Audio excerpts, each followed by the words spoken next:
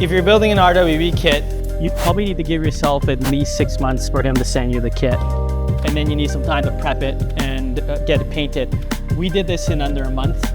We couldn't pass on this car. With this GT3 front end, that meant getting a RWB kit that fit this GT3. There aren't a lot of options for parts. You really need to do your research. You need to find very unique parts.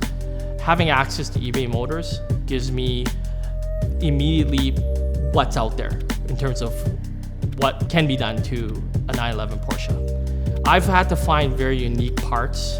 It's not something where you can just walk into your local parts store and say, hey, give me this. I'll give you an example. I needed camber plates to probably dial in the fitment of the car. And the only place I could find them, other than the manufacturer themselves, was through eBay Motors.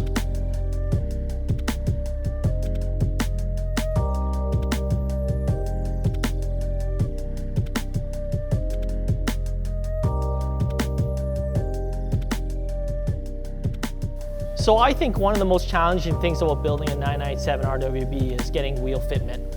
If you build your wheels too wide, they'll obviously stick out from the fender and possibly damage the fender. You can't get it any lower than the tire itself.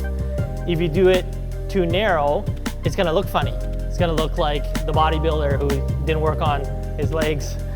So we ended up getting a lot of information from various people who have built one. Nothing that was absolutely perfect, and we went ahead and built our wheels. I feel like I'm on eBay Motors every day searching and trying to find parts. So you can quickly eat up your whole day just from customizing your vehicle. I think eBay Motors plays a huge role in tuning culture and supporting people's passions around tuning, because it's a marketplace that brings the entire world together onto your computer, where you can find and look for things specific that maybe you can't find locally or even within your own country.